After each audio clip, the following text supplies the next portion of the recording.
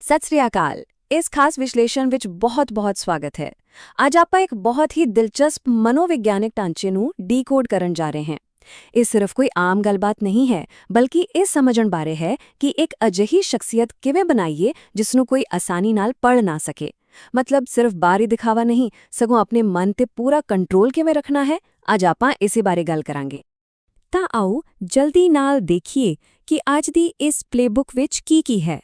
ਆਪਾਂ 6 ਮੁੱਖ ਪੜਾਵਾਂ ਤੇ ਚਰਚਾ ਕਰਾਂਗੇ।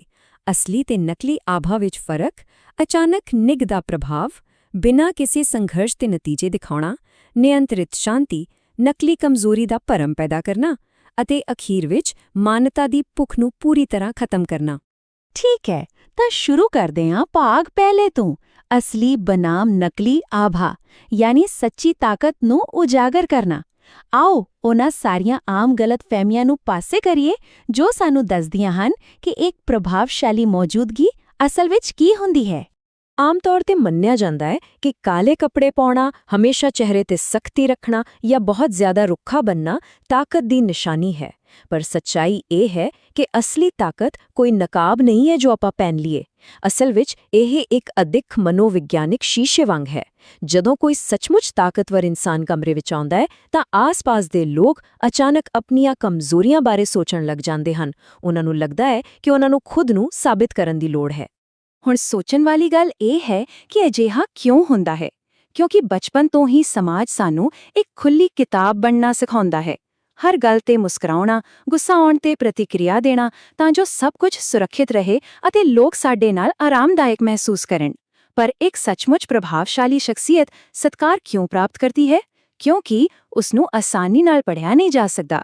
ਜੋ ਇਨਸਾਨ ਪੂਰੀ ਤਰ੍ਹਾਂ ਸਮਝ ਤੋਂ ਬਾਹਰ ਹੁੰਦਾ ਹੈ, ਉਹੀ ਸਭ ਤੋਂ ਜ਼ਿਆਦਾ ਤਾਕਤਵਰ ਲੱਗਦਾ ਹੈ। ਹੁਣ ਆਉਂਦੇ ਆ ਭਾਗ ਦੂਜੇ ਤੇ, ਅਚਾਨਕ ਨਿੱਘ ਦੀ ਕਲਾ। ਇੱਥੇ ਆਪਾਂ ਸਮਝਾਂਗੇ ਕਿ ਭਵਿੱਖਬਾਣੀ ਕਰਨ ਯੋਗ ਪੈਟਰਨਾਂ ਨੂੰ ਕਿਵੇਂ ਤੋੜਿਆ ਜਾਵੇ। ਇਹ ਬਹੁਤ ਹੀ ਕਮਾਲ ਦਾ ਕਨਸੈਪਟ ਹੈ ਕਿਉਂਕਿ ਇਹ ਮੈਕੀਆਵੈਲੀਅਨ ਤਰੀਕਿਆਂ ਨੂੰ ਵਿਵਹਾਰਕ ਵਿਗਿਆਨ ਯਾਨੀ ਬਿਹੇਵੀਅਰਲ ਸਾਇੰਸ ਨਾਲ ਜੋੜਦਾ ਹੈ। ਰੁਕ ਕੇ ਮਜ਼ਬੂਤੀ ਜਾਂ ਕਹੀਏ ਅਚਾਨਕ ਮਿਲਣ ਵਾਲੇ ਇਨਾਮ ਦਾ ਸਿਧਾਂਤ। ਇਹ ਦਿਖਾਉਂਦਾ ਹੈ ਕਿ ਜੇ ਕੋਈ ਇਨਸਾਨ ਹਮੇਸ਼ਾ ਹੀ ਠੰਡਾ ਜਾਂ ਰੁੱਖਾ ਵਿਵਹਾਰ ਕਰਦਾ ਹੈ ਤਾਂ ਉਹ ਆਸਾਨੀ ਨਾਲ ਭਵਿੱਖਬਾਣੀ ਕਰਨ ਯੋਗ ਅਤੇ ਕਮਜ਼ੋਰ ਬਣ ਜਾਂਦਾ ਹੈ।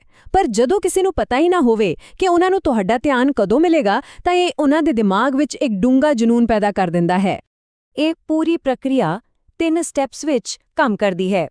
ਪਹਿਲਾਂ, ਕਿਸੇ ਨੂੰ ਆਪਣਾ ਪੂਰਾ ਧਿਆਨ ਦੇ ਕੇ ਬਹੁਤ ਖਾਸ ਮਹਿਸੂਸ ਕਰਵਾਓ।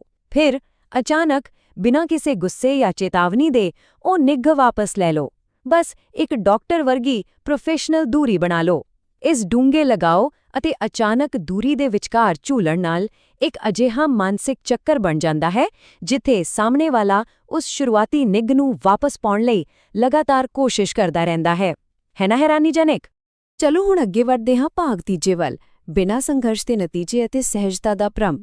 ਇਹ ਭਾਗ ਅੱਜਕੱਲ੍ਹ ਦੇ ਉਸ ਟ੍ਰੈਂਡ ਬਾਰੇ ਹੈ ਜਿੱਥੇ ਲੋਕ ਲਗਾਤਾਰ ਆਪਣੀ ਸਖਤ ਮਿਹਨਤ ਅਤੇ ਥਕਾਵਟ ਦਾ ਪ੍ਰਦਰਸ਼ਨ ਕਰਦੇ ਰਹਿੰਦੇ ਹਨ। ਆਮ ਲੋਕਾਂ ਅਤੇ ਆਪਣੇ ਆਪ ਤੇ ਨਿਯੰਤਰਣ ਰੱਖਣ ਵਾਲੇ ਲੋਕਾਂ ਵਿਚਕਾਰ ਅੰਤਰ ਬਹੁਤ ਹੀ ਸਪਸ਼ਟ ਹੈ। ਆਪਾਂ ਅਕਸਰ ਦੇਖਦੇ ਹਾਂ ਕਿ ਆਮ ਲੋਕ ਲਗਾਤਾਰ ਆਪਣੀ ਮਿਹਨਤ, ਆਪਣੀ ਘੱਟ ਨੀਂਦ ਅਤੇ ਆਪਣੇ ਸੰਘਰਸ਼ ਬਾਰੇ ਦੱਸਦੇ ਰਹਿੰਦੇ ਹਨ। ਪਰ ਇਸ ਨਾਲ ਹੁੰਦਾ ਕੀ ਹੈ? ਇਸ ਨਾਲ ਉਨ੍ਹਾਂ ਨੂੰ ਆਸਾਨੀ ਨਾਲ ਜੱਜ ਕੀਤਾ ਜਾ ਸਕਦਾ ਹੈ।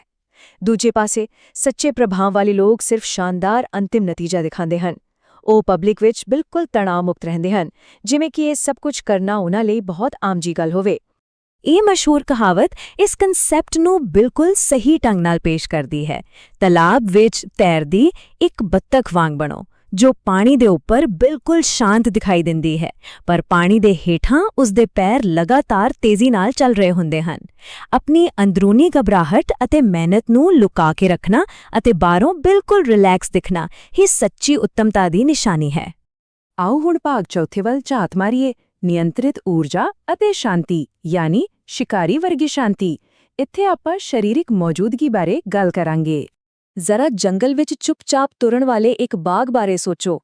ਉਹ ਇਹ ਸਾਬਿਤ ਕਰਨ ਲਈ ਇੱਧਰ-ਉੱਧਰ ਛਾਲਾਂ ਨਹੀਂ ਮਾਰਦਾ ਕਿ ਉਹ ਖਤਰਨਾਕ ਹੈ। ਨਕਲੀ ਦਬਦਬਾ ਹਮੇਸ਼ਾ ਉੱਚੀ ਆਵਾਜ਼, ਬਹੁਤ ਜ਼ਿਆਦਾ ਜਗ੍ਹਾ ਘੇਰਣ ਅਤੇ ਬੇਚੈਨੀ ਵਾਲੀਆਂ ਹਰਕਤਾਂ ਰਾਹੀਂ ਦਿਖਾਇਆ ਜਾਂਦਾ ਹੈ। ਪਰ ਅਸਲੀ ਦਬਦਬਾ ਪੂਰਨ ਸਰੀਰਕ ਸ਼ਾਂਤੀ ਅਤੇ ਚੁੱਪਚਾਪ ਸਭ ਕੁਝ ਨੋਟ ਕਰਨ ਵਿੱਚ ਹੈ। ਬਿਨਾਂ ਵਜ੍ਹਾ ਸਿਰ ਹਿਲਾਉਣਾ ਬੰਦ ਕਰੋ, ਅਜਿਹੇ ਇਨਸਾਨ ਦੀ ਸ਼ਾਂਤੀ ਹੀ ਕਮਰੇ ਵਿੱਚੋਂ ਬਾਕੀਆਂ ਦਾ ਆਤਮ-ਵਿਸ਼ਵਾਸ ਖਿੱਚ ਲੈਂਦੀ ਹੈ। ਭਾਗ 5ਵਾਂ ਬਹੁਤ ਹੀ ਦਿਲਚਸਪ ਹੈ। ਨਕਲੀ ਕਮਜ਼ੋਰੀ ਦਾ ਭਰਮ, ਯਾਨੀ ਇੱਕ ਰਣਨੀਤਿਕ ਧੋਖਾ। ਜਦੋਂ ਕੋਈ ਇਨਸਾਨ ਪੂਰੀ ਤਰ੍ਹਾਂ ਨਾ ਪੜ੍ਹੇ ਜਾਣ ਵਾਲਾ ਬਣ ਜਾਂਦਾ ਹੈ ਤਾਂ ਸੁਭਾਵਿਕ ਹੀ ਲੋਕਾਂ ਵਿੱਚ ਉਸ ਪ੍ਰਤੀ ਈਰਖਾ ਪੈਦਾ ਹੁੰਦੀ ਹੈ। ਇੱਥੇ ਹੀ ਇਹ ਨਕਲੀ ਕਮਜ਼ੋਰੀ ਕੰਮ ਆਉਂਦੀ ਹੈ।